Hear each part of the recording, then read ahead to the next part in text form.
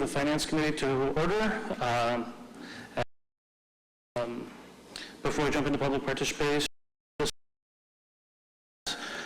just a quick nod to the day that we find ourselves in 11. So I did find it interesting that neither of my kids told anything about it at school. So just a quick nod in the direction of remembrance of this.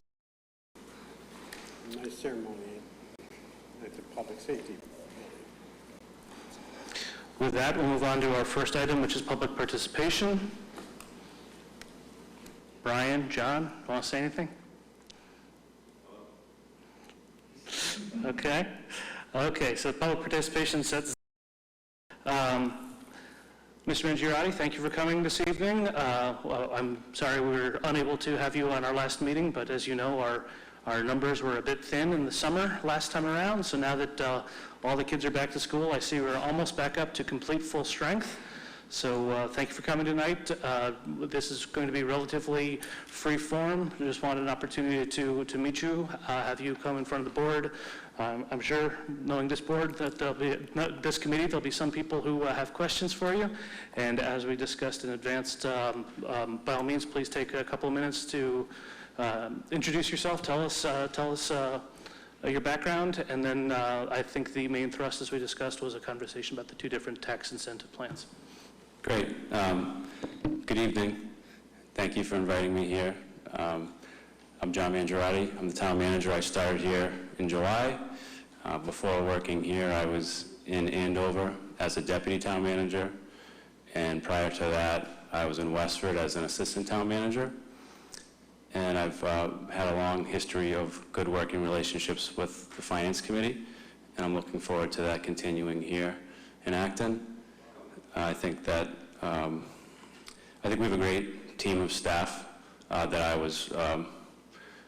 I walked into here, and I think so. It's a fortunate situation to have such a strong team, both financially but operationally and otherwise. So my first few months here have really just been getting out and getting to know everybody.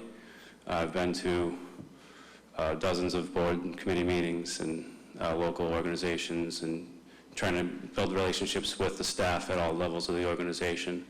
I've been pleased with the interaction I've had with our new superintendent of schools, Peter Light. He's excellent. We communicate regularly, and I think we've developed a good working relationship so far. So I'm excited about that. I understand you have questions for me tonight, and I'm happy to do my best to answer them. We are just starting the budget process, so I'm not fortunate. I have Steve Barrett here with me, just in case, but I think be a little sharper with as we get into the budget process and work on through the ALG and various other processes that we will do this fall and winter. So if there's no general questions, I could just incentive program that you asked me to talk about. That'd be great. Thank you. Okay, great. So I threw together a couple slides to show you. The town in 2015 established a special tax assessment referred to as an STA with a company called Associated Environmental Systems. They were based in Ayer, and they were looking to move a little bit closer to the Boston metro area to get better access to engineering and technical workforce. So the town worked on an agreement for a 5-year tax incentive for them to relocate to Post Office Square. And they, as part of that relocation, they would receive a tax incentive worth approximately $126,000, and as part of that agreement, they would invest in the property and increase the workforce at that location. That's the sign they have outside their door, which is an interesting parking policy. We're thinking about doing that here, right next to the electric meter, the electric parking meter. So Associated Environmental it's hard to see in the slide, but they make these test chambers that many, many different companies use to test the durability of their equipment, particularly batteries. When companies are selling things that have batteries in them that are meant to work in the Arctic or meant to work in very warm climates, they need to test that variability in the equipment using these test chambers that they manufacture from sheet metal to shipping at this facility. So we've, with the chair of the Economic Development Committee and our Economic Development Director, we took a tour of this facility last month, and it's very impressive. So just a little bit more about the arrangement that they had when they moved here. Part of the agreement that Associated Environmental Systems reached with the town said that they would be required to hold space in the facility that they were purchasing and make it available to the town on a right of first refusal basis. Sorry about the acronym, but that's what ROFR is. And so in doing so, they were a respondent to the RFP that the town put out when we were looking to relocate the senior center and the public service and the other human services.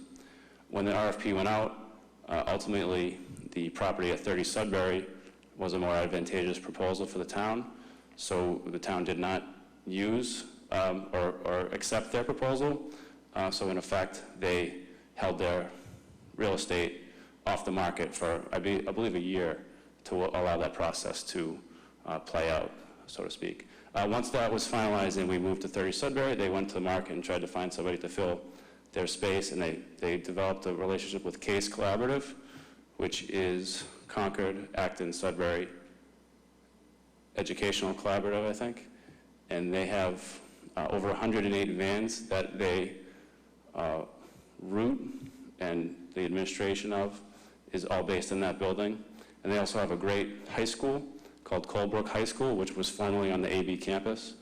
And they needed to find a new location, and we're fortunate that they chose a location that stayed near AB, and it allows the students who go there to interact with programs at the AB campus.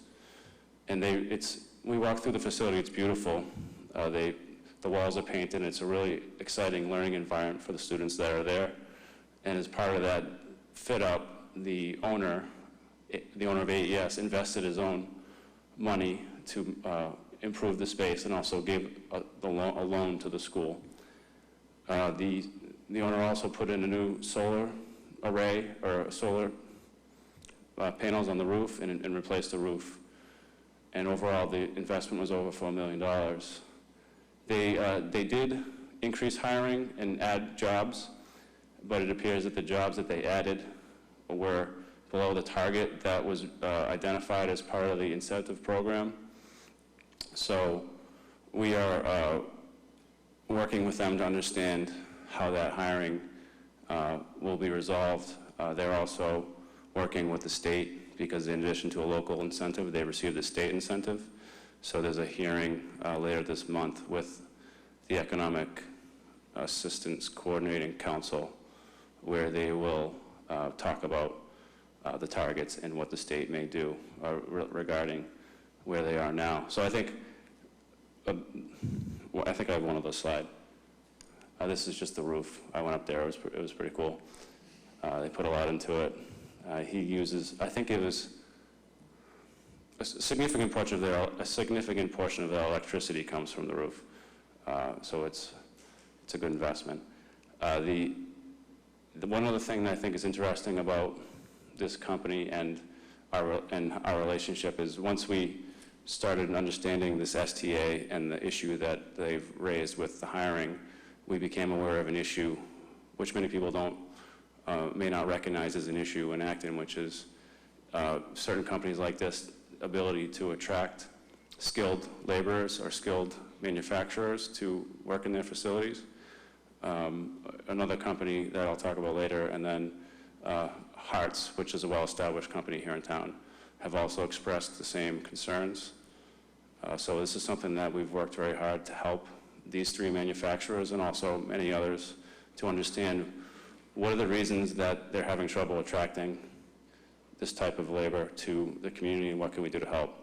We held a summit in this room in August, which was much more successful than we thought it was going to be. The room was full with educators, business people.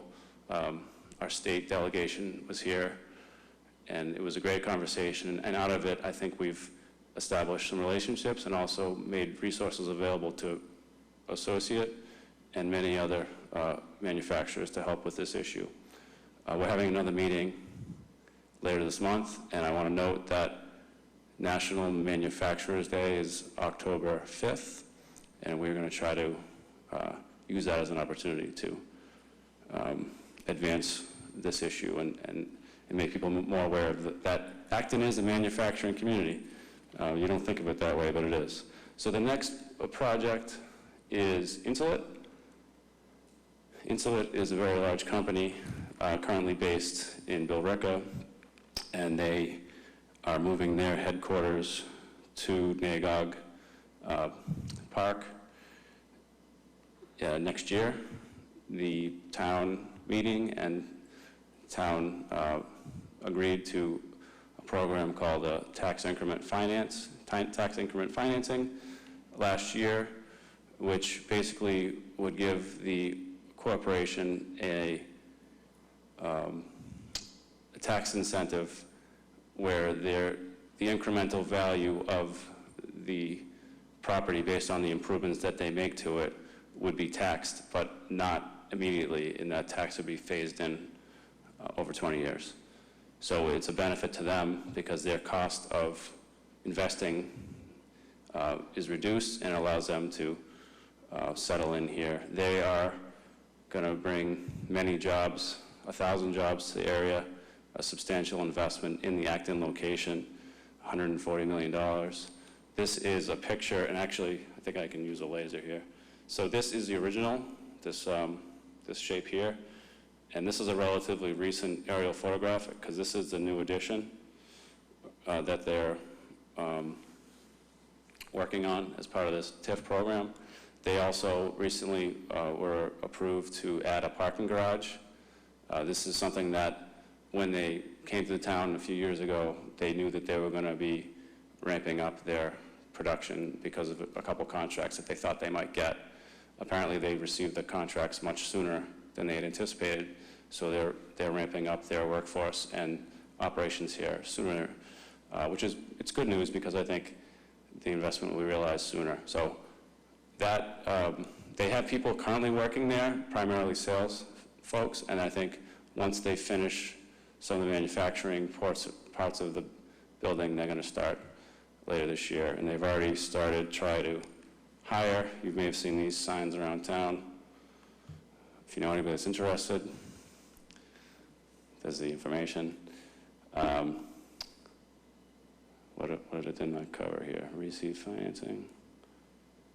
Yeah, so they're looking to move in early 2019.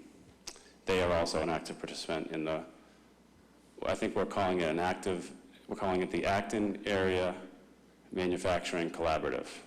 So they've been a big part of that as well. Those are the updates on the tax incentive programs that I believe you asked me to provide, so I'm happy to answer any further questions. Thank you very much. This was the main conversation that we wanted to have tonight. Before we go around and have any other generalized questions that we'd like to ask the town manager, I'd like to stick on this topic first. I know you wanted to speak to this topic. Well, welcome to Acton, John.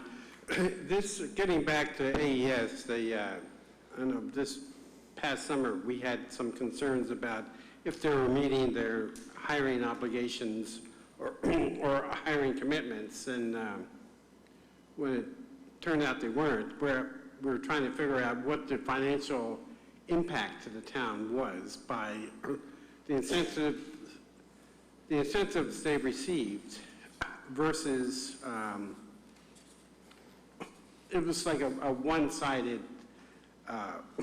endeavor. You know, we gave them the incentive, we didn't get the jobs. However, we did find out there were some, subtleties involved with that, some technical issues that you explained precisely about why they were having trouble hiring and so forth. So I think that negative piece of information turned into something quite positive by creating this manufacturing collaborative and this workforce. So that included all the other manufacturers in town as well. So I think it's a learning lesson for all of us, and I think it was a wake-up call, and it seems like good things are going to happen because of it.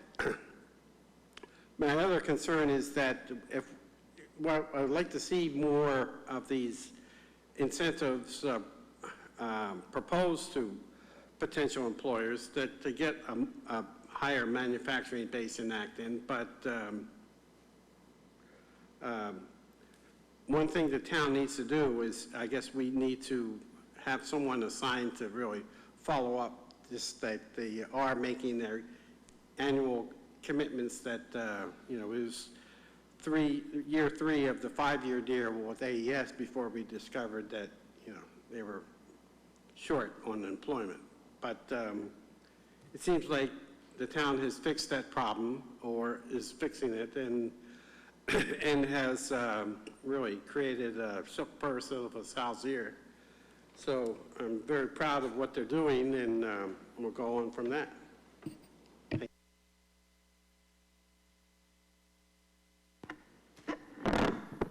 Yeah, thanks, John, for presenting, and welcome as well to Acton. I was curious, do you have any sense of the AES business, how is the business performing generally?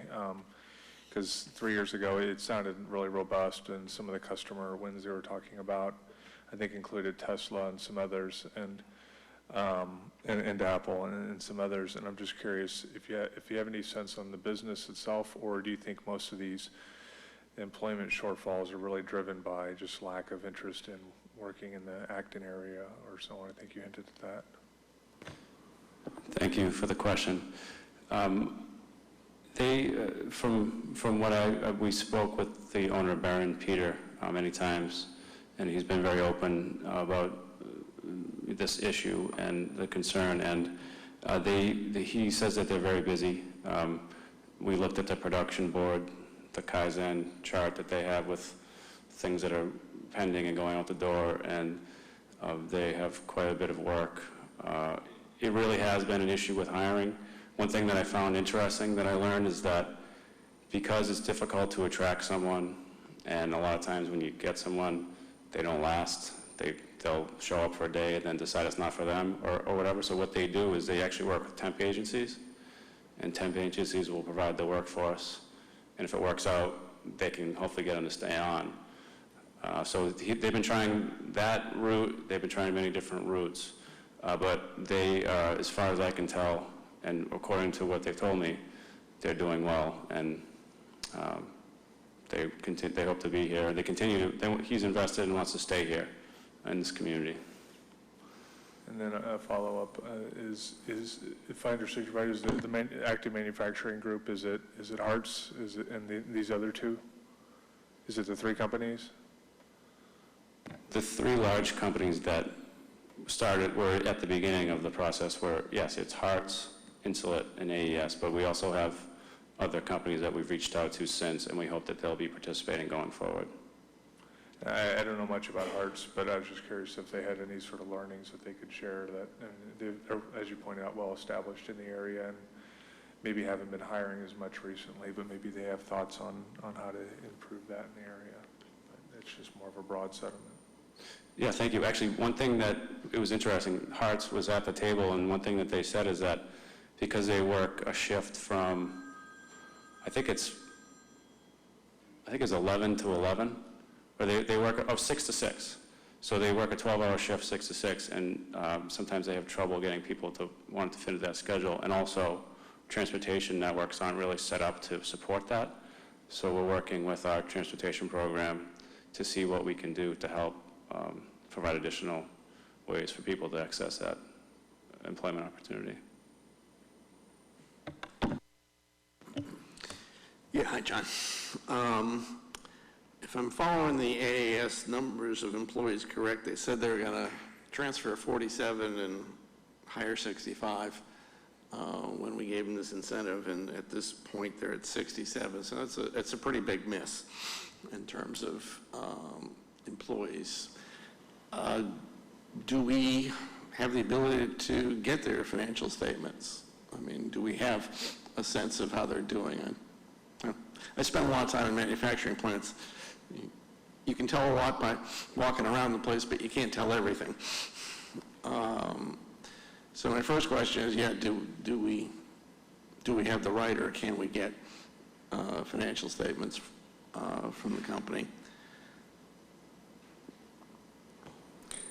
I'm just double checking. I believe that we have the right to request certain information, but I can certainly get back to you with a more specific answer. Okay, that's fine.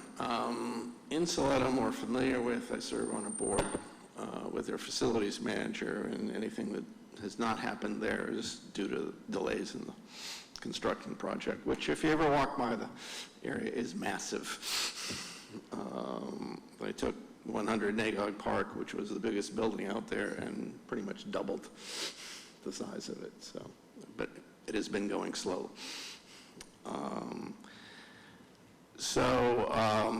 I believe, yeah, they've got about 100 people in the building right now, and the manufacturing space is scheduled to be online in the first quarter. So I don't know whether 1,000 people will show up, but more than 100. Beyond that, when you had your, sorry, Mr. Chair, may I continue? Sure. When you had your manufacturing group together, did they identify any particular skill sets that were lacking? I can certainly sympathize with the fact that this is not a town where a lot of people who work manufacturing jobs would probably want to live. Housing's expensive. The school system is basically a prep school, not a comprehensive high school. So I could see there's a lot of reasons why you wouldn't be drawing from this town. But we do have a very good vocational high school in Minuteman, and if there are certain skill sets that are lacking, I'm sure they could help. Yes, thank you. That's a great question. The AES in particular has an internship program with Minuteman, and the day that we were on site, they had a student who was working in the metal fabricating, and we actually he showed us his first conduit to the back of one of these units to let the wires in. And it's funny, he showed us 3 of them, and they got progressively better, and I think after that he was good to go. But I think metal fabrication, the other processes are mostly computerized, but they require a certain higher level understanding of how to follow systems and sequences.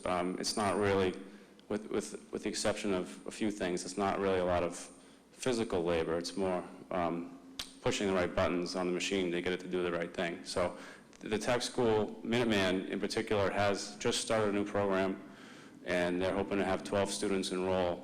And it's actually for post-grad, post-high school students, with the idea that they would be supplying opportunities for openings like this. So we hope that that's successful. Just to follow up, the Massachusetts Manufacturing Extension Partnership also runs courses for basically retraining people in new job skills. So I think they're in Worcester. A new acronym. There's many acronyms in the workforce. MEP is what I always used to call it. Okay, thank you.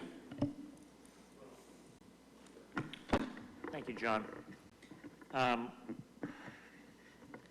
guess my concern is that Insulet's going to come to town. I don't know how many employees they currently have. They're going to ramp up production. They're going to want to hire. And AAS can't attract the skill set that they need to come out here. So I just have a feeling that Insulet's going to have a hard time with that as well, because we see that at Hart's currently.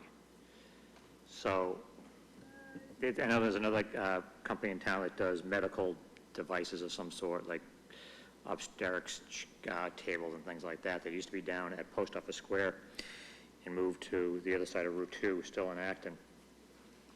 I forget the name of it off the top of my head. They were here, but it's for one point with us at one point. So I just wonder what Insulet sees in the marketplace and being able to attract talent to come to Acton versus maybe what the other companies are not looking at, and how they feel they're going to be able to get the talent to come here to work for them.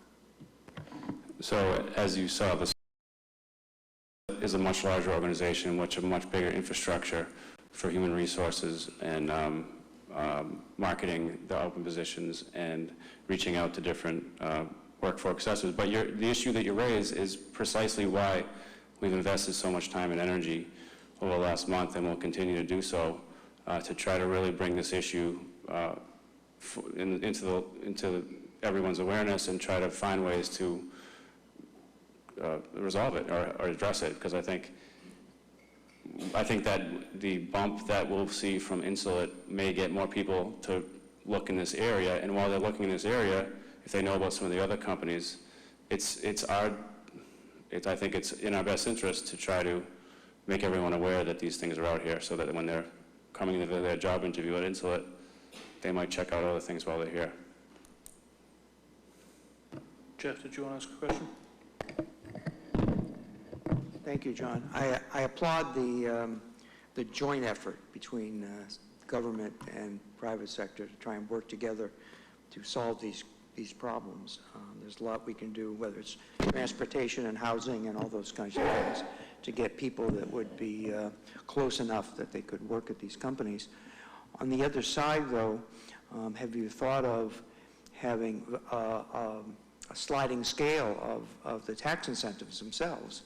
Because the only thing I know about proposals is the numbers will never be actually those numbers when they come to fruition.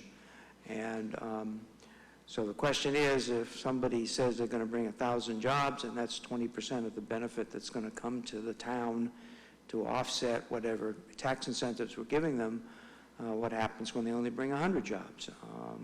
Do we crawl back? Is there an adjustment to the incentive itself?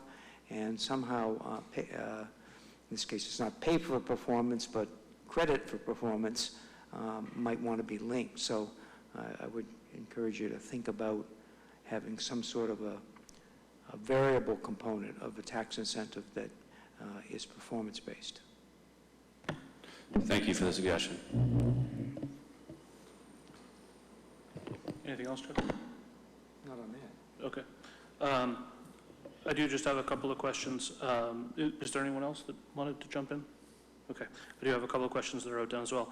What was the genesis of this Acton Area Manufacturing Collaborative? Did it start as a result of, as you mentioned, directly as a result of looking into the AES compliance? Did it come from within the town? Did it come from AES? What was the genesis of this collaborative? Yes, it was an issue started by the town in collaboration with our Economic Development Committee after we became aware of some of the issues that our community is facing with regards to hiring skilled laborers for manufacturing jobs. Thank you. Good to know that it came from the town. That's great. Let's see. Do you have confidence that Insulet will be able to hit the 1,000-person mark in Q1 of next year, 1,000-employee mark in Q1 of next year? I'm not sure I'm qualified to provide that level of confidence, but I'm certainly hopeful, and we're certainly going to do what we can to help them. Okay, so that does speak to a corollary to what both Mike and Jeff said, which is it would be wise in the future when we undertake such plans, and I'm all for attracting and being open for business, making sure that there are clawbacks, making sure that there are measurable market milestones that are met, and or make sure that the town is protected. To that end, there was definitely some conversation amongst this committee at the time of both of these plans, and there was definitely a preference amongst, I can't say majority because there's not a majority of the people here that were were at both of these plans, but there's definitely a strong preference for the tax increment financing versus the special tax assessment, because there is no, without a clawback and without clear milestones, there is no protection for the town under a special tax assessment. And I did want to make sure that we state that. Let me go ahead. Let me look to my notes, see what I'm missing. Go ahead. As just in talking about Insulet, I think they could propose an interesting problem for us in that bringing so many people there, which is absolutely a good thing. I think there may be some infrastructure issues, like how to get everyone into that site. Obviously, they're having a parking garage and things of that nature. But 1,000 more people, opportunities to feed them and clothe them and transport them. I think the other areas of town might profit from this manufacturing bounty by being able to provide goods and services to support these new people in town. Like it could easily justify additional restaurants at Nagog or a surrounding area. Or at least opening for lunch again? Opening for lunch again. Our transportation hub, our shuttle vans working out transportation links between the South Acton rail station and Nagog and other points of employment, things of that nature. I think some interesting challenges that I think we should be aware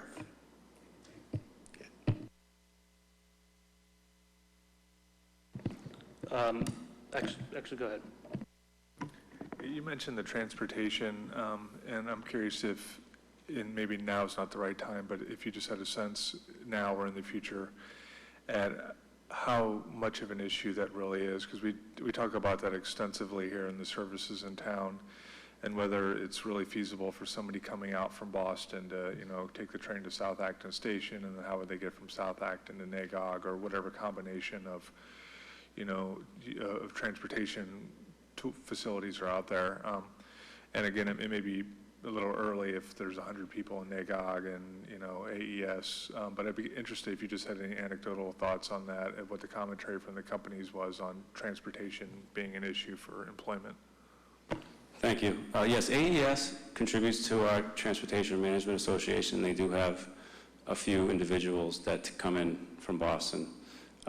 One interesting side to that is that in addition to bringing people out from Boston, we believe there's an opportunity to pick people up on the Fitchburg line out that way, bring them in, and then find a way to get them from the station to these employers.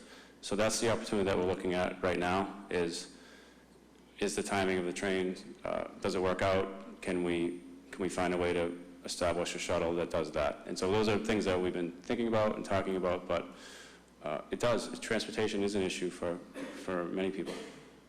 And with Insulet in particular they have certainly the size that, it could be a shuttle that they could effectively manage rather than having the town handle the route and all the infrastructure that goes along with it. I know a lot of larger employers in specific geographies, they provide, whether it's, subcontracted buses or shuttles or whatever, to and from mass transit in a variety of ways. So it's just some food for thought. It can get to be a little difficult to scale to people coming from Boston and providing them with specific transportation from that. Not to discourage the idea at all, of course, but what we always talk about is the financial viability of these projects, and are we just really a taxi cab for one person going from point A to point B, and how viable is that?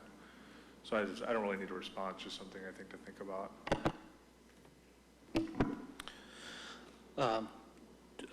Two other quick questions.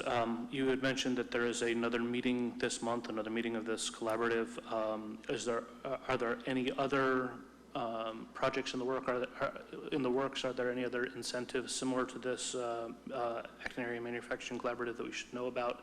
And the corollary, this is my last question on this topic, is would you please, through Brian or through whatever mechanism you want, bring us the list of what the actual concerns were? The only concern I heard was transportation. So if there are other concrete concerns that come out of this, you said there were the main concerns in attracting labor.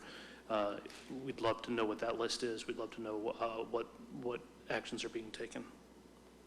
So what else is in the works?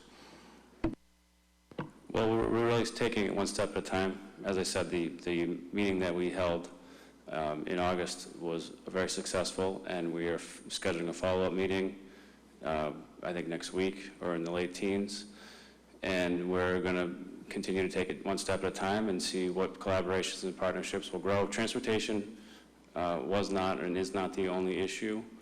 I think there are a lot of factors that come into it, and I'm happy to try to distill it to a list if that would be helpful to you. I don't have that with me tonight.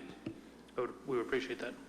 So with that, actually, I'd like to end this section of the conversation, but since we have you as a semi-captive audience for a little bit, I did want to just do a quick whip around the table to see if there are other issues that people would like to bring to your attention. We're not asking for answers tonight.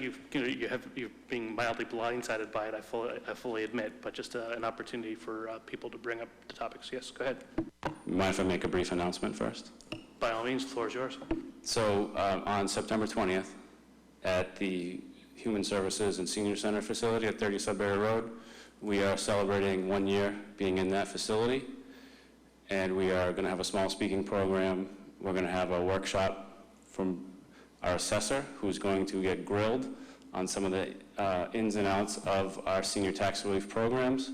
We're going to have, in a science fair type setup, we're going to have tables in the hallway with town staff providing a resource for seniors and hopefully everyone that comes to that event to interact with us, to ask questions about our services, and we're really looking forward to it.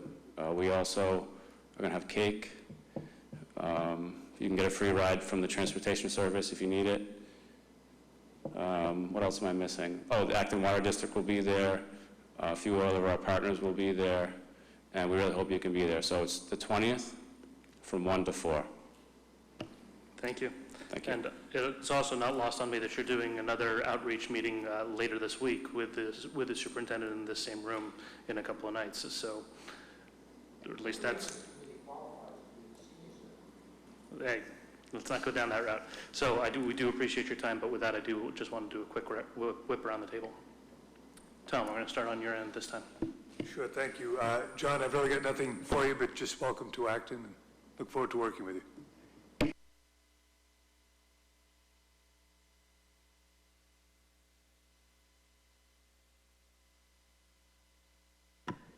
My question, which I don't know if you know the answer to, is that not this past town meeting, but the year before, we appropriated money to redo the roof is leaking on the town memorial library. And in my last recollection, every time I ask, I get the same response, that it has not been fixed yet. And the longer that goes by without being repaired, the more degradation to the building happens because of water infiltration. And so I'd like to know what the status of that. I don't know if you know the answer to that tonight or not. That's fine. If you don't, the other one is that when we have these projects that we know need to be addressed rather rapidly, and they go to town meeting and they get approved, I'd like to see that the bid be able to go on the street within the next week, that you guys have that prepared to go. Because by delaying that, the longer that something like that happens, for example, the town of the Memorial Library, is the more finally they get to it, then, well, it's not $250,000 to fix, it's now $400,000 because we let it go too long. So just something that's be aware of, that trying to get those bids, things like that, when things get approved by town meeting, to get them out as quickly as possible, to get the things back in, get the contractor schedule, and get the project done. I mean, I think that's what the town citizens look for when they appropriate money to get a project like that, that it gets taken care of in a timely, happy fashion. So just so I'm clear, you want the bid awarded, or you want the bid to be put out on the street a week after town meeting? Within a reasonable amount of time. You can do it within a month, but I don't mean, Okay. the money's been appropriated over 2 years. almost coming on 2 years pretty soon, and nothing's been done with it. So I have an important update on your question regarding the roof. The roof work will commence later this month, and you will, if hopefully you subscribe to town notices, because we're going to be putting out a notice later this month that due to the construction and some of the staging and some of the equipment that will be required, there's going to be some impacts on parking in the area immediately adjacent to the library. So hopefully that answers your question with regard to the roof. It will be fixed before winter, and stop by and take a look at the work. It's starting soon. Thanks, I appreciate that, because I just think that it went on way too long after being voted on to get it finally started, almost a year and a half later, so. Good. Welcome. Before I begin, I want to thank you for your outreach activities throughout the town. Somehow I have a lot of hobby jobs around town, and I get in contact with lots of different employees from different departments.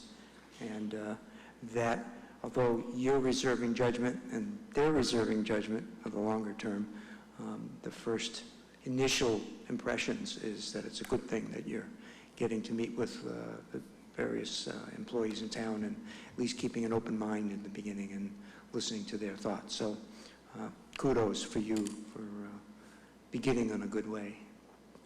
I have 2 points I'd like to talk about.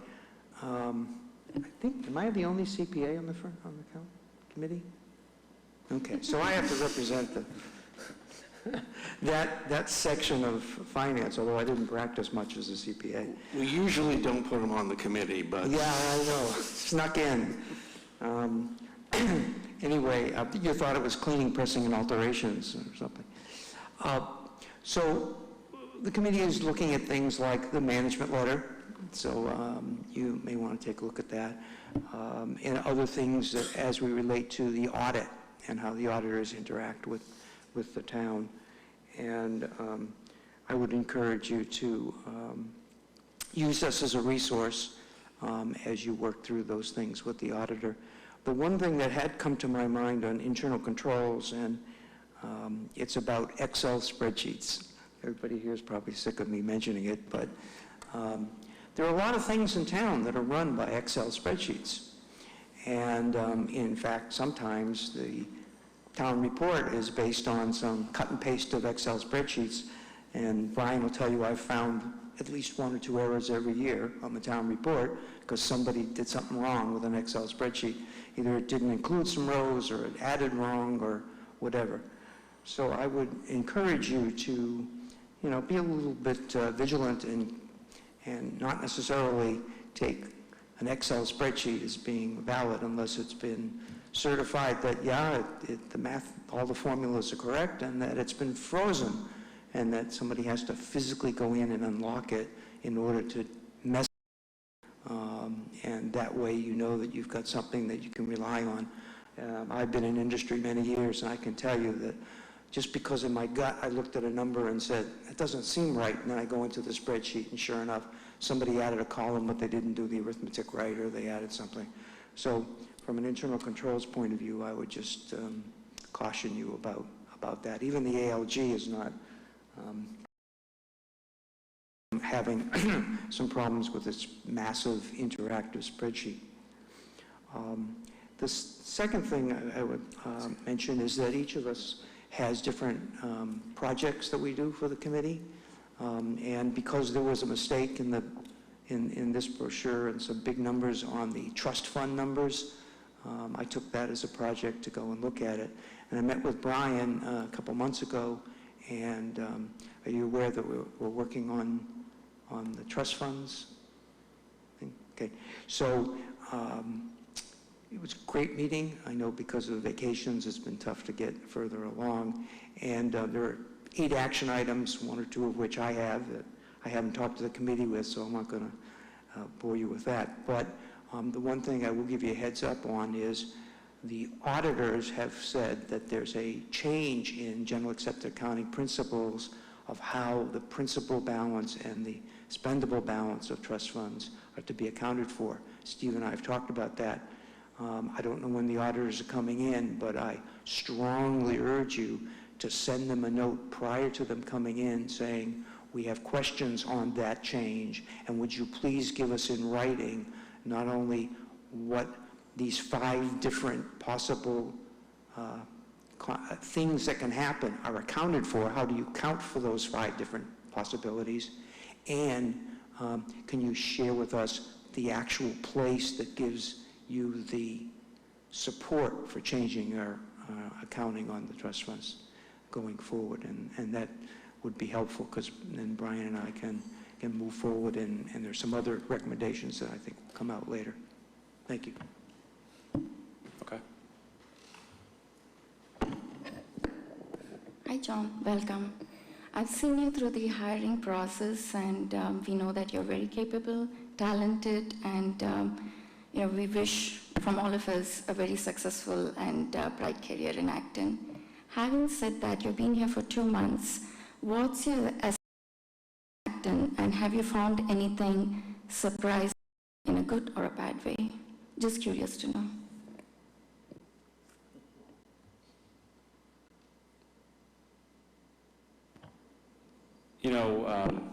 That's a great question. I'll probably get a question like that on Thursday night, so this is good practice for me. Thank you. One thing that people have said to me when I was, after I was hired and getting ready to start here is, oh, you have a great team, you have great staff. And people always say that. A lot of times people say that. But when I got here, I understood what they meant. I'm really pleased with the group of professionals that we have at all levels of the organization, the pride that people have in the work that we do, and the commitment, I think, to our residents, that from every department across the line that I see every day. And I have been meeting with people and seeing it firsthand, and it's been fun. I guess it's not a surprise, but it's been great. Other than that, it's been great getting to know everybody. There's a lot. One thing that's also great about this community is the amount of resident and volunteer involvement that helps make the government move forward.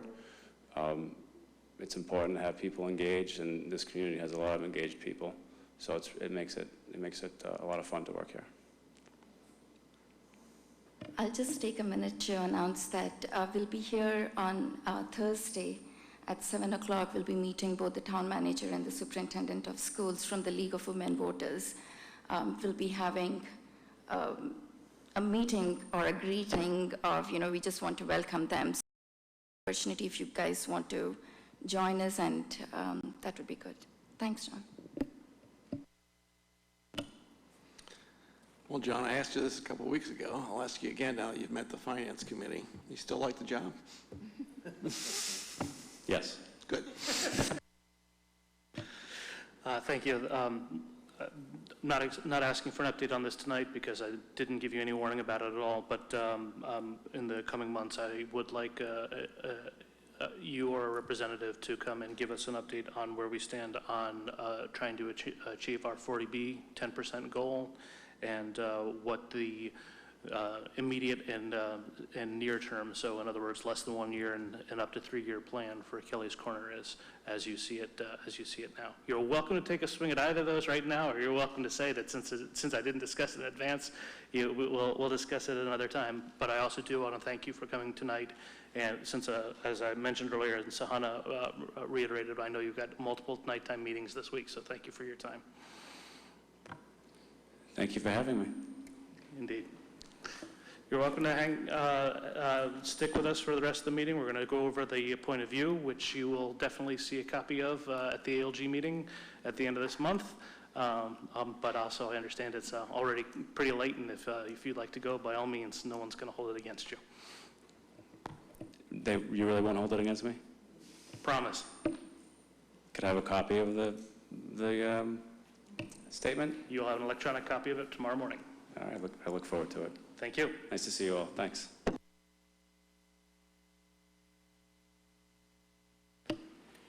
Great. So with that, we are on to the next iteration of the point of view.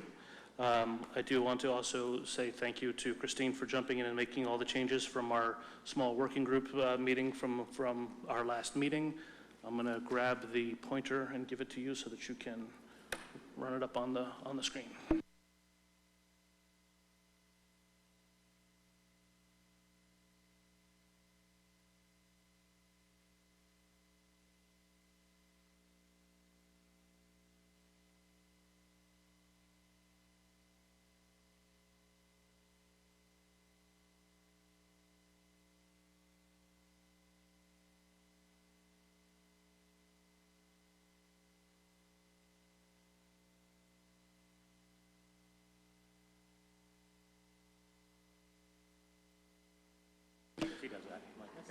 So while I would love for this to be the last round of this, if something egregious pops up and we need to do yet another iteration, we can do that. The other thing that I just want to jump in before you go over this, trying to work out my own memory on this, and my memory of this was that Tom would be the person to do the coordinating of the different PTSOs, but I could be wrong in this, so if somebody else had volunteered to do it, you had volunteered to do it, Sana. Thank you. Okay, I knew my memory was wrong on it. Okay, I will, since the hope is that we have a finalized version, if not tonight, then certainly next meeting, I will work with you offline to make sure that you have all the contact information for doing it. It was both of them? Oh, okay, now I understand. Okay.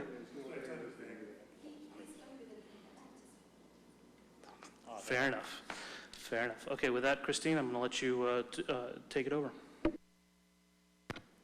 So this is the final, complete, and most excellent version of the POV. You're going to love it. Yeah, it does. It does say draft. It says September of 2018, and I don't want to see it go beyond that. So this is completely unchanged. This slide has a, yes, sir. Yes, sir. Yes.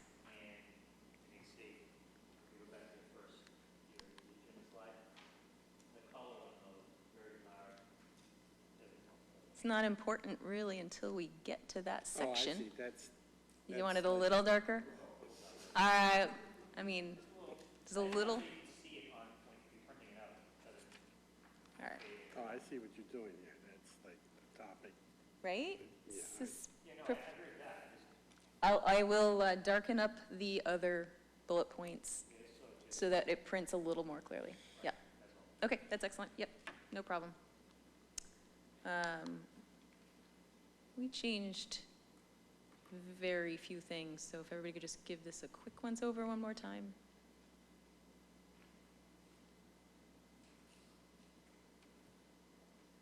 All right. This also remains That was unchanged. unchanged. And this slide, I know, it would be amazing if we had median numbers. What we lack is a median family tax bill historically. And so without a median family tax bill, we cannot give you this number in median. An average is the most accurate representation we can manage. We can find a median family tax bill for now, and so in the future, we could make this slide work. Yes, sir. So Brian, you do not have an Excel spreadsheet with all the tax bills that you could sort from that year and be able to find the middle number? I did. I sent Christine and Christy, I think I sent a file of a dump down out of my database and then took, sorted it, took the median times the current tax rate. I think going back to 2013. You did, but you stated that that did not include Condos. And so, and you're like, well, what's the definition of a condo? Well, we have 3 classes of condominiums here in town. So you have the garden style units, which basically the apartments, you have a townhouse style unit, and then you have your detached units. Those vary anywhere from probably $100,000 in value to $1 million. So, it's do you want to incorporate, all that into it, or you just want to just defined the single-family home, which is a specific class called a Class 101, which is, you know, the bulk of your inventory here in town for family housing stuff. Well, my preference, if the average is for all people living in town, then you'd want to have everything except commercial, you know, and you just filter out commercial in that long list of all tax bills that went out for that year. So I'm not, And then what would you do with apartment buildings? I mean, there's a, you know, there's... they would be in the average income, but not in the, because they pay rent, is what you're saying. Yeah, well, I guess we're going to have apples and oranges in some ways all the time. The question is just being consistent. You know, pick a way. It's consistent. So, I mean, I weighed in a little bit on this, as you know, when I was on vacation, and it's, if you have $1 million condo, it's a standalone house, that needs to be considered. $500,000 one even, you know? You go into Quail Ridge, you go into Audubon Hill. Those are condos. Some of them are townhouse styles in Audubon Hill. Some of them are standalone.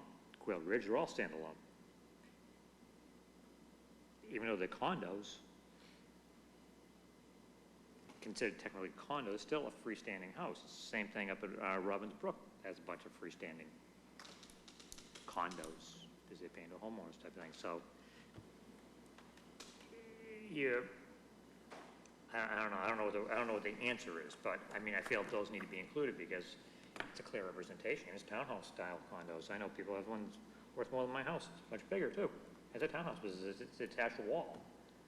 But with them being eliminated, it's not giving us a clear number. So I think that's why, in the interest of trying to stay consistent, that's why we continue to use average for this year's point of view as well, because this is now at least the third year in a row that we've used it. So given these issues, and given that these issues are going to crop up every year, in the interest of consistency, let's stick with average. So average takes in all the condos and everything. Yes. And that's what we should go with. Okay. I just have one wordsmithing item. I thought we were changing the word rates to burden, because these aren't really tax rates, Okay. but it's the tax burden as a percentage of income. Good. Okay. Well, yeah, because that's not a rate. Well, it was a rate last year. I said it was a rate last year. Well, we were wrong last year. We're going to fix it I now. know. No, that's right. Okay. I don't know that anything changed on this slide. So I think We we're good. changed one word on this slide. Not a problem. Okay. We added the word bond. Yes. Yes. So this slide, there were font issues.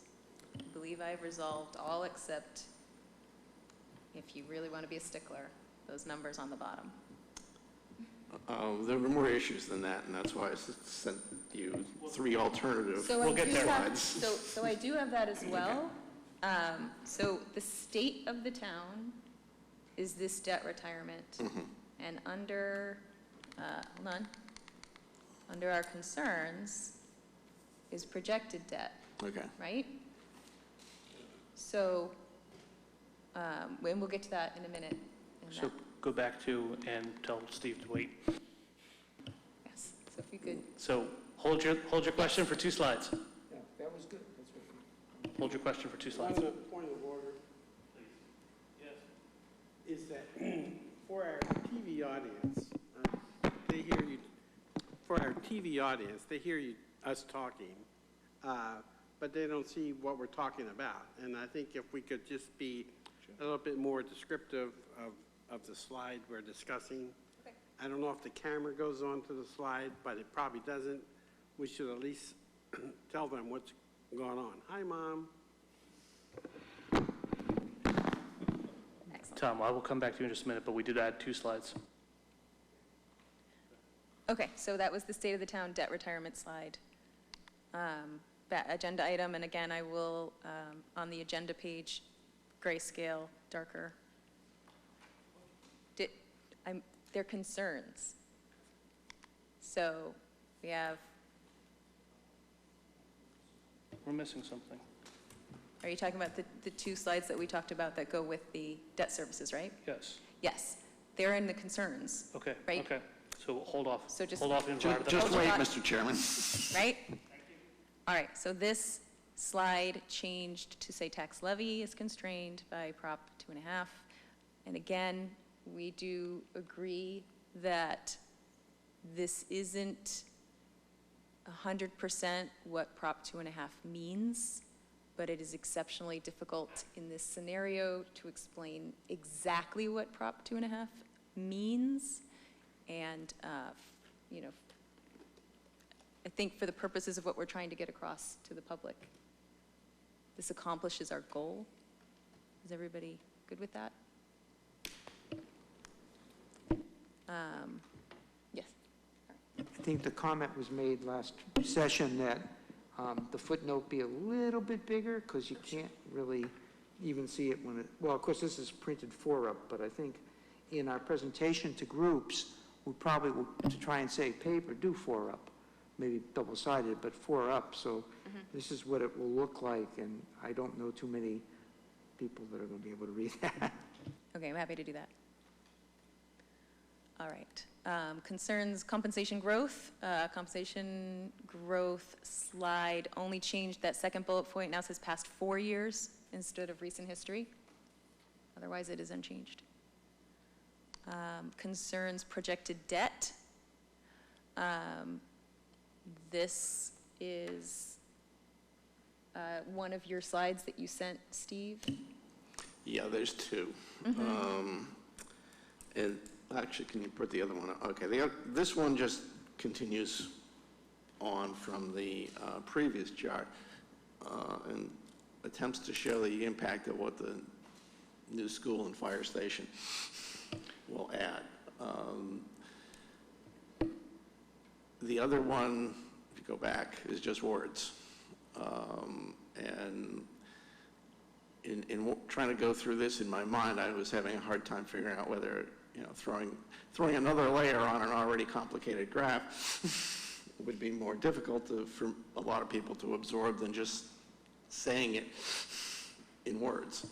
And the one thing that I would like to caution about this slide is whenever you present this, make absolutely sure to make it very clear that everything in green is still based upon projections. These are estimates It actually only. should, the second bullet should start off based on current assumptions.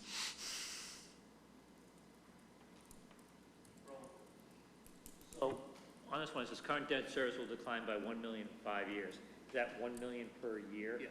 Yeah. So in other words, okay, that's, thank you.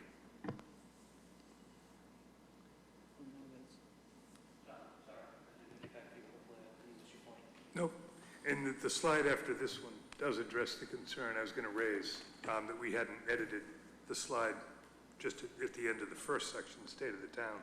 But it now is following 4 slides later, 5 slides later, and I think it would make sense to have that be the first slide in concerns, we were trying so that it's right after the one that is current versus projected.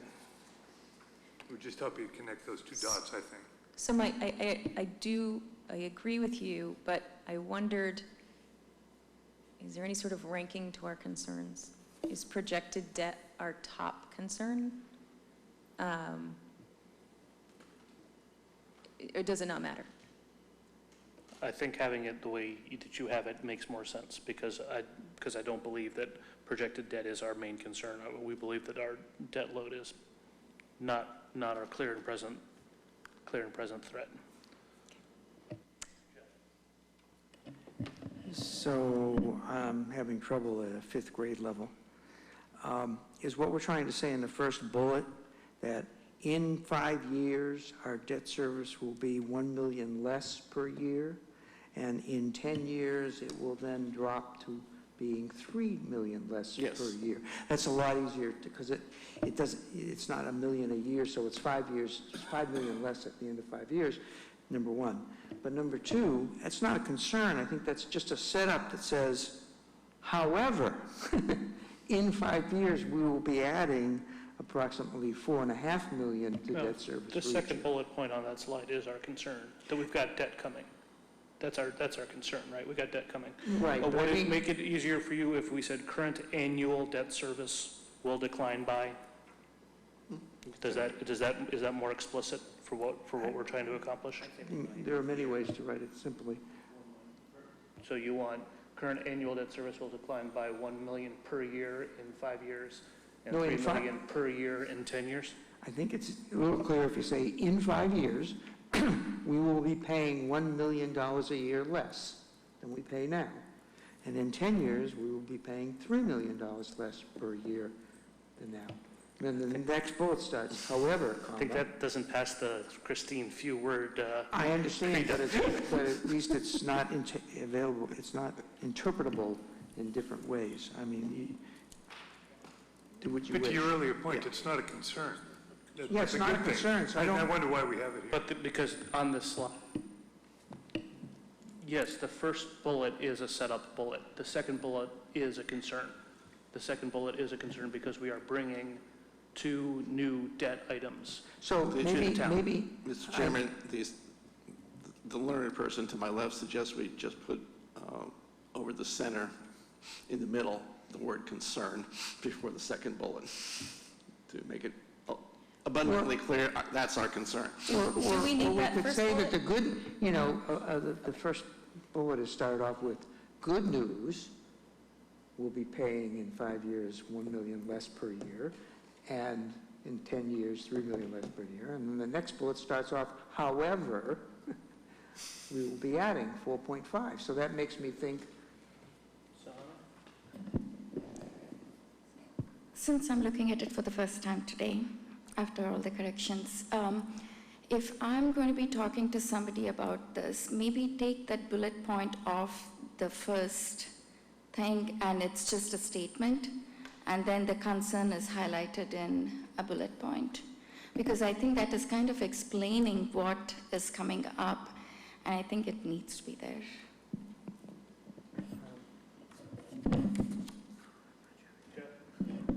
an alternative is to put in the, right with the original debt retirement slide, the obvious that in 5 years it'll be $1 million less a year than it is now, and in 10 years it drops to $3 million. I mean, if that's what you want to point out, you can say the good news, you know, in this slide, and then when you get to the concerns, you just have the second bullet, which says, however, in 5 years we're going to be adding 4.5 million. I mean, that's another way to do it. Roland? My suggestion would be to, on the first one, at the top, get rid of concerns, but projected debt, and then below the 3 million, 10 years, the next bullet point down would be concerns, and over it in the middle. So that way you kind of, that way we projected debt, current debt is going to decline, the concern, and then below the concern is new twin school. We're in the concern section of the POV. Right. So I don't want to remove the header, because all of the headers in the concern section say concerns. Right. So, I mean, I'm actually, personally, I like what you said. Don't make it a bullet, make it a statement at the top. The concern is the bulleted item. Does anybody object to that? Sounds good to me. Okay, and then I do think what you were saying was clearer, and I will take that into consideration and write it in such a way, and then send it out to the committee to review. Is that good? Very good. And then Steve is going to get me potentially the data behind this so that I can mess with the fonts. Question is, do you need that? I like it. I think it's great. Visually, it tells us what this is saying. Well, then you don't need that one. 'Cause Well, I gave these as alternatives, and actually there was even one more, but, you know. I don't want to have I want this to stay at this level, graph level, stay with a green, stay with estimated, because there are two assumptions, there are compounding assumptions into this slide. So if you would put down hard numbers as to what the expectations are, they can be held, we can be held to that number even though we are explicitly stating that these are estimated for both the fire station and the school. Yes, Jeff, we spent a lot on this. To that end, I agree with you. Why not just put EST period, makes it sure that everybody knows it's estimated. And if you just wouldn't mind, you graciously put 1, 2, 3, 4, 5, 6 with M after it on the previous slide. We should do the same for this one. So Yeah, I just didn't have the original. Yeah, that's fine. From a layman's point of view, this, I listen to, I don't necessarily, and then this paints the picture right here. This makes it very clear. But By all means, put the word estimated in the green section. I think this is good. Okay. Next. Oh, Tom, yes. Just a comment, this is quite scary when you see the jump. And we're starting at, 2017. If we go back in time, do we have a period when it was anywhere near as high as we're saying it might Not be? that far back.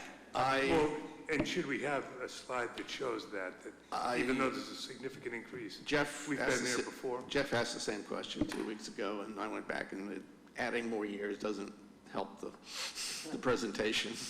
All looks about the same.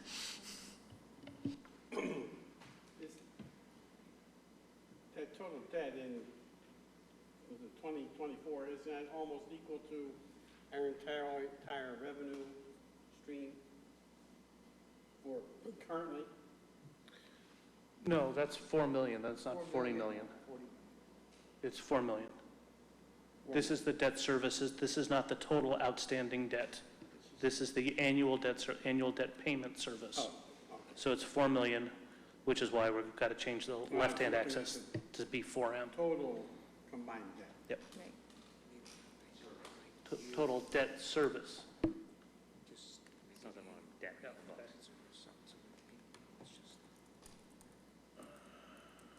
Oh, 8 million, Yes, 8 million, not 80 million.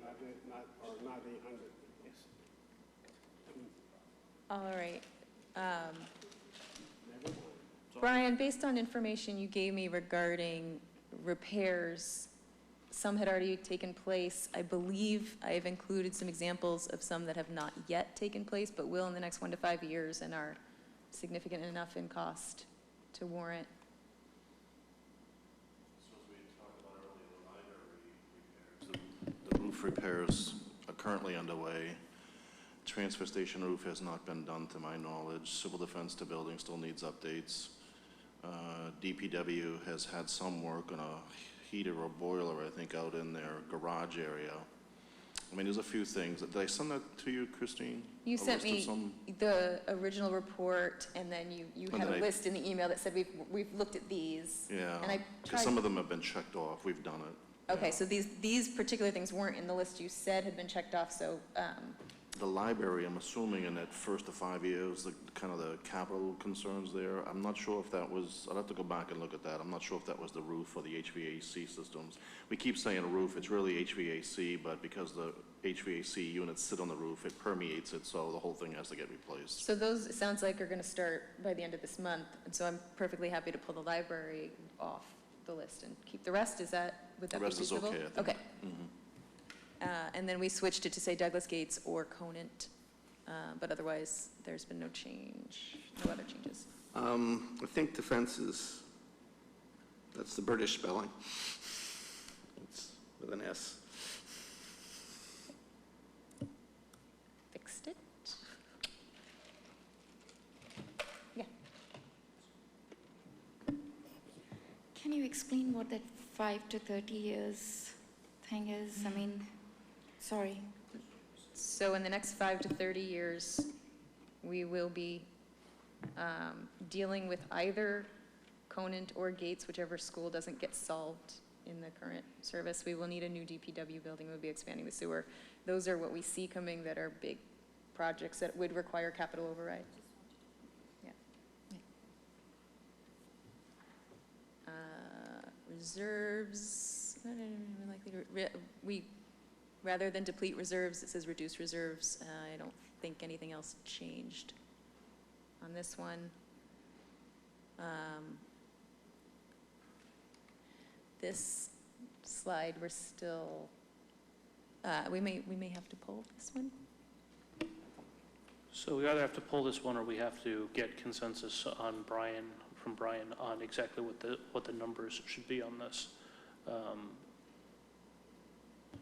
Let me, well, 2017, Brian should have another 1.8 million. Another 1.950, because we moved $1.8 million until we only had a Right. balance of $150,000 after we bought the Walker property. Mr. Chairman? 2018, though, So we started out at $2 million. We spent $1.850 on Walker in the same year. That was 16. 17, we sold up the balance of $150K at the end of the year. Then we added $1.8 million. Another line that says So for 17, we should have $1,950,000 added to it. total budget. In 18, we should add $1,950,000. 5%, 10% total budget. Microphone. I believe the correct number, if you add in the stabilization fund, you would add $1,950,000 to each of the years 2017 and 2018. Brian, you're okay with that change? You think that's accurate? Okay. Jeff was the first to ask, and then Mike. Yeah, I would make the dollar numbers bigger, but just use millions, 0.1 decimal place. So that way, again, we don't have the issues of, well, if they're off 40,000 or whatever. So 7.664 would be 7.7 Be easier to read. million. Agreed. Be easier to read. Mike?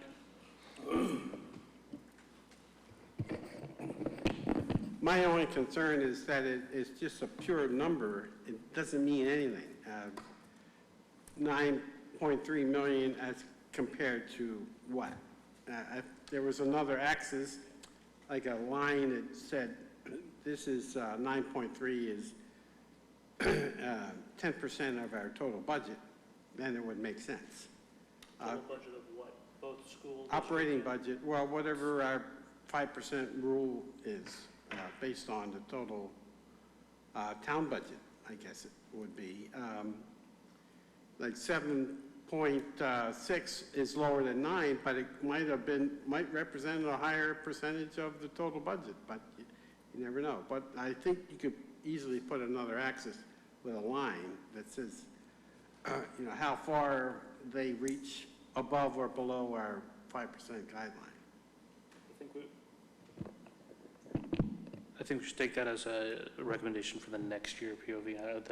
We're 5 or 6 iterations into this. I'd be more inclined to close the book on it, unless, Christine, unless you think it's easy.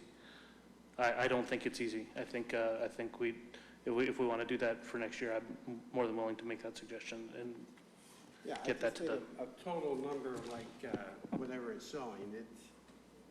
It sounds like you want us to overlay it on the on our upper bound and lower bound. Right. We can do that. We can do that for next year. Jeff.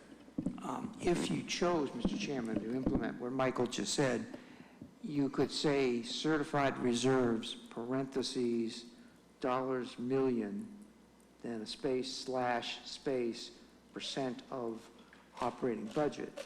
And then above each bullet, each of the things could be the dollars, 2.6 / and then 10% or whatever. So you wouldn't need an effort curve, you wouldn't need different, lines, and because they don't go, they're not in sync with each other. You can't put them on the same scale because obviously every year we have different operating budgets. But you could tag along the percentages if you wish to do that next year or fairly easily this year if you calculate the I percent. understand the request. Did you want to weigh in, Steve? Yeah, I mean, in Christine's defense, we lifted this one straight off of the state's website. Yeah. So obviously, if we want to change it, and we have to change it, we're going to have to redo the thing entirely. But I think the point we're trying to make here is reserves have been higher in the past, and they're coming down, and that's about the only thing. only point you really want to make here. Tom? From my notes, I thought there were several other clarifying footnotes that we were going to add to this that I don't see. One was to either specify that these are town reserves or saying that it excludes the E&D fund. And were we sure if this was just free cash or if it included the stabilization fund as So well? now we know that it does include the stabilization fund, but we do need to put into the talking points that this is town-only reserves. This is exclusive of E&D. And I can change that to say certified town reserves, is that? That's what I thought. Great. Okay, yep, I will do that. Perfect. All right. This, I don't think has changed since last year. Nope. I will try to change this greenish graphic. You don't find a lot of OPEB clip art out there, but You're just not looking in the right place. But I know somebody who knows somebody who's good at Photoshop, so we might be able to Yeah. make that a little more readable. I'm sure, I honestly believe when it prints in grayscale, it'll be more readable, but, you know, I hear that it's not, I can see that it is not readable. I'll check the Gatsby website. Just a short question on the previous slide. Do you think it'd be useful to give somebody a sense, a round number sense of how many millions 5% would be and 3% would be for the top and bottom, so that they can go back to the previous slide and see where we are and relative to those upper and lower limits? I hear the request on. Because, I mean, it doesn't mean I hear the anything to me. request, Jeff. Even to me, it doesn't mean anything, that 5 and 3%, unless there's some basic, dollars and how does it relate to where we are today. So I would encourage us to try and clarify that. I hear the request. All right, capital projects, I do not believe that this slide has changed.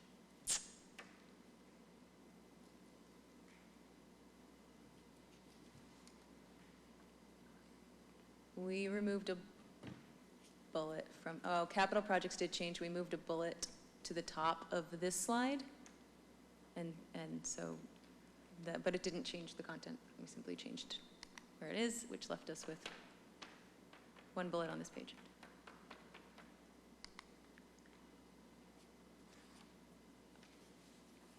I don't think there were any changes on this one either. We changed the word to acceptable ROI. Oh, yes, acceptable ROI. The sombrero slide. The sombrero got a positive vote from the chair, and so I've left the sombrero.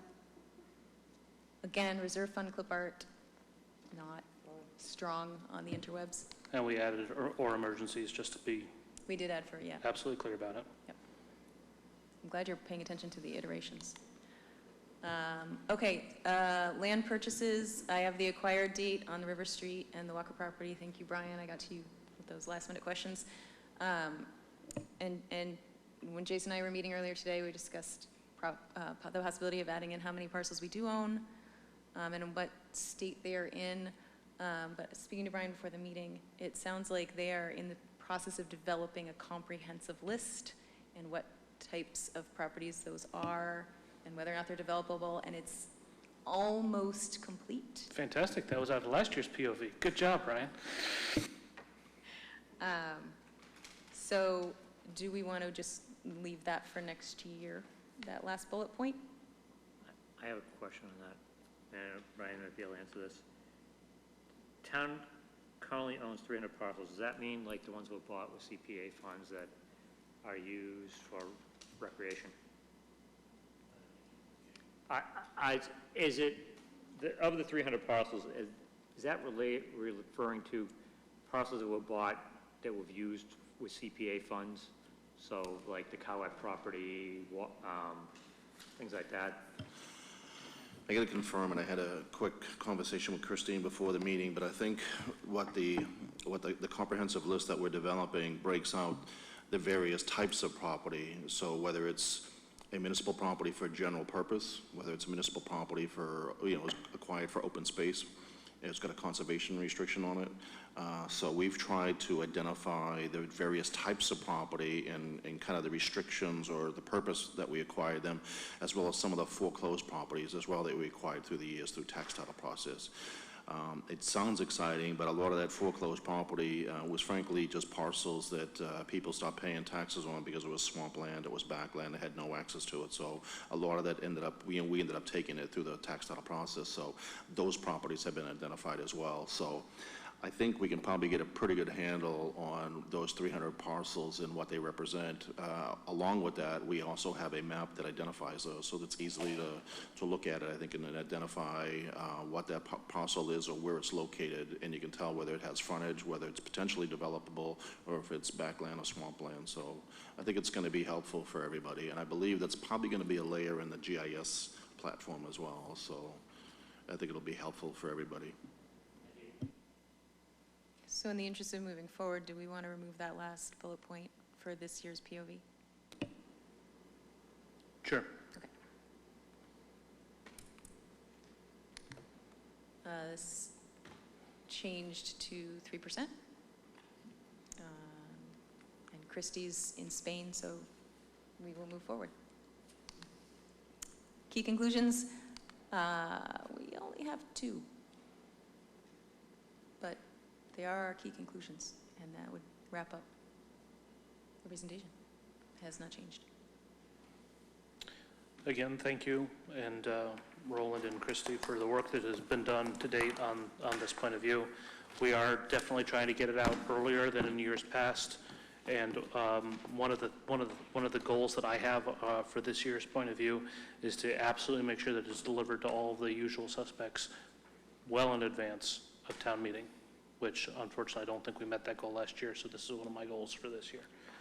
Sahana and Tom, I will be in touch on the spreadsheet I used for last year's, getting in touch with all the different PTSOs. So thank you for this. It does Mr. sound Chairman, like... in addition to the PTSOs, there are other Yeah, constituencies. there's the Rotary, League of Women Voters, and Middlesex Chamber of Commerce. Is that what we tried to reach last year? So those are the 3 outside of the school, in the senior center. Those are the ones that are outside of the schools. If there are other entities that you want on the list, please be sure to email myself, Sahana, and Tom for consideration, because we need to make sure that we get volunteers to go to each of those instances. Yes, Sahana. What's the timeline in delivering this thing to all the others? Is it September, October, or when should it be done? When should all these outreach presentations be done? Honestly, if they're done by the end of January, I'd be thrilled. Oh, perfect, thank you. Thank God. Any other comments on the POV work at this time? Okay, great. So we're going to move on to Finance Committee. So we're going to hold off on a final approval vote. We're going to hold off on a final approval vote because there were more changes to this than I had anticipated. I do want to have a final approval vote next meeting. So if there's anything that was in the presentation tonight that still sticks in your craw that can get done quickly, and subject to Christine and Roland being able to knock it out in time, get it to them. No, you're still on the drafting committee. You don't get to throw under the bus on this one. Okay. Couple of committee business announcements. We did receive a email from the Environmental Sustaining Policy Working Group. They would like us to submit our comments by 10/11. That email went to everyone on the committee. I don't believe we need to take that up as a committee action item, but but by all means, please do take a look at it and forward your individual comments and concerns in response. There's a link for feedback directly in that email that went to the FinCom shell. The next one, I would like to ask for 2 volunteers for the Water Resources RAC. They have a working group on September 22nd, which is coming up a week from Saturday. It's a morning to midday meeting on Saturday. I don't think I'm going to be able to attend this. I'm actually going to be out of town. So I'm looking for definitely 1, if not 2 volunteers to go to this one-day working group. You don't all have to raise your hands at once. If anyone is ready to go now, please do raise your hand. If not, please contact me in the immediate future to see if you can go. You will or will not? Do you want to take on this meeting? I got 1 vote. I got 1 volunteer. Is there anybody else who would like to go along with this as well? Is it at all related to the sewer work there? I'm sure it's highly unrelated. It was worth a shot. It was worth a shot. Okay. I do. If there is another volunteer, I would like to send 2. Unfortunately, I can't do it. I'm not sure I'm available, but if I'm in town, I'll go. Excellent. I will check in with you offline in the next couple of days. Thank you, Steve. And then lastly, for the emails that have come in to us, the Volunteer Coordination Committee is looking for somebody to go on TV and give a couple-minute pitch as to why our particular committee is the bee's knees, and make sure that we attract anybody else who is interested in joining us. I am willing to do this.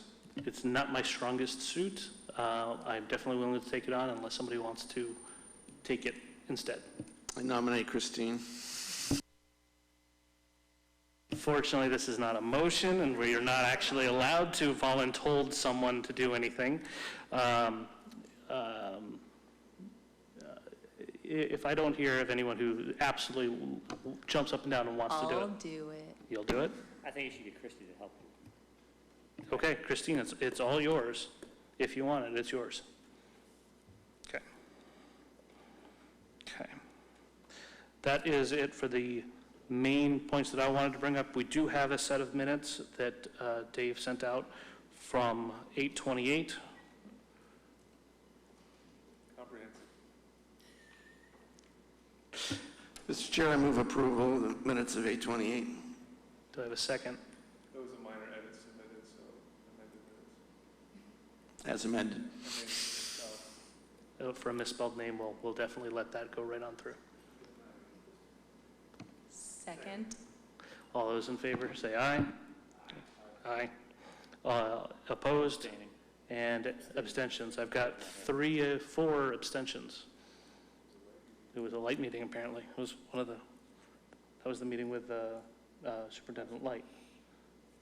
No, it was the last one. Okay. Yes. Okay. What? 4 yeses, right? And 4 abstentions? Is that correct? 4 yeses and 4 abstentions. I just put motion approved.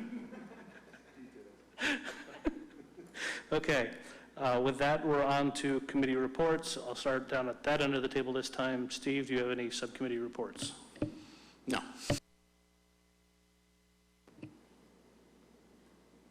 Jeff? Christine? I'm sorry, I'm scanning real quick the last school committee meeting.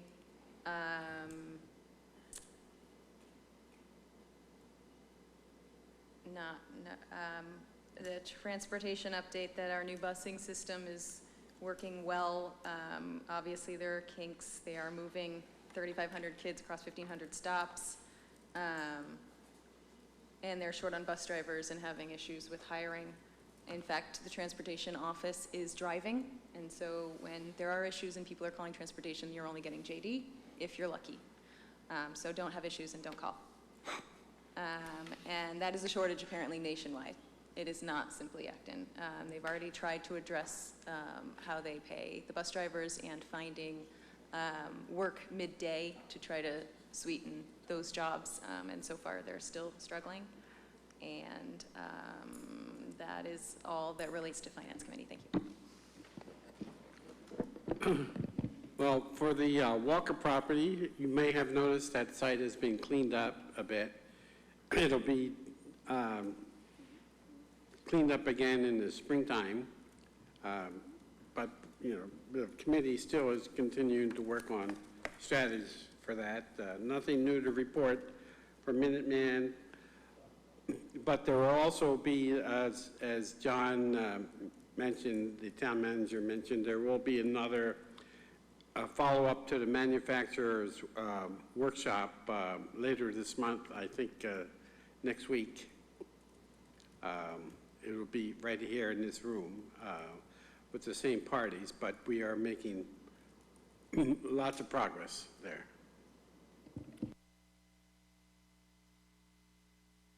Don't have anything. CPC meets Thursday, and I will be there. The sewer committee hasn't met. There's just been some delays with school scheduling around coordinating the schools, as well as, what could happen potentially if there was a sewer in West Acton, and coordinating that with Douglas Gates. And the train station committee had met. I don't think I updated this group. We'd met a month or so ago, and it's just an interesting development. We continue to talk about parking solutions in South Acton for the train station, and there continues to be more and more demand at the meeting, including families that regularly show up at our monthly meeting, sometimes with kids in tow, to talk about the struggles of getting out the door and parking and getting a parking spot for the trains that they need to take.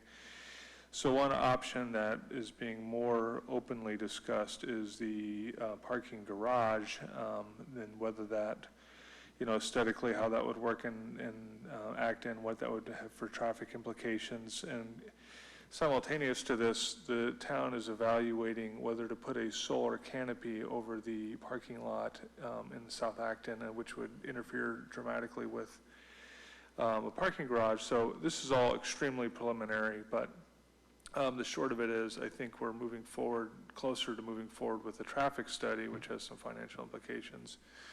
And then down the road, there will be more probably talk around this parking garage and coordinating, or what the priority is above the solar canopy or below the solar canopy, as it may be.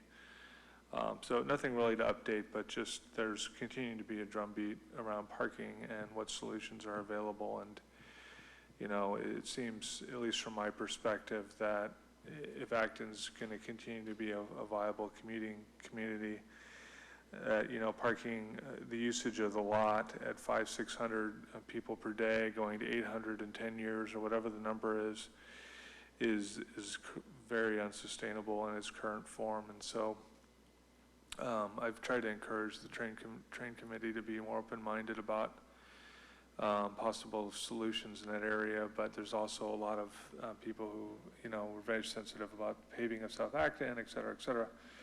So everybody has a voice, and nothing really to report except that we may move forward with the parking study, and parking, you'll hear more and more about it over the coming months and years.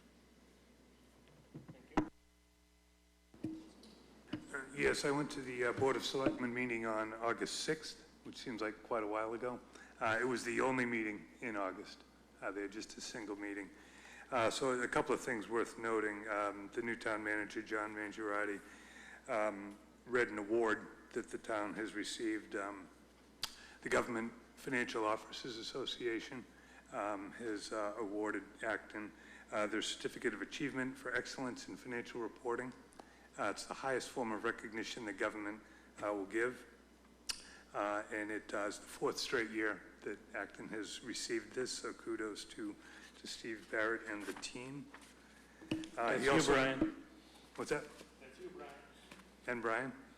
Go, Brian. He also commented that the municipal goal setting has been done, and that'll be presented to the Board of Selectmen next meeting, which is September 17th, next Monday.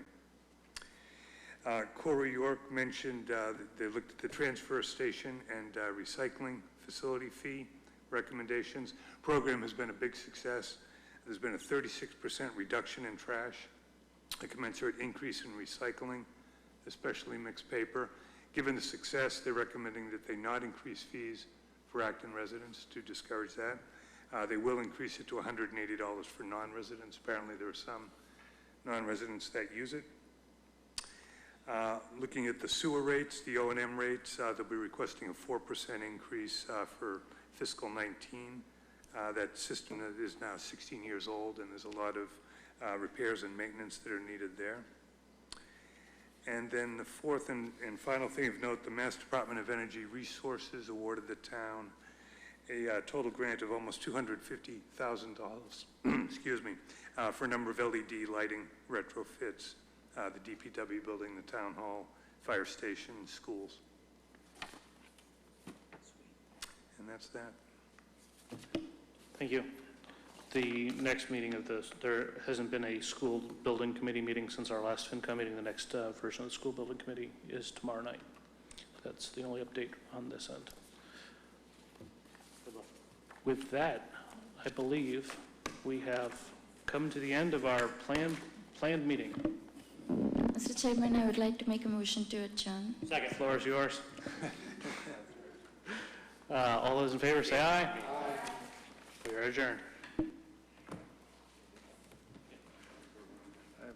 keep talking. Yes.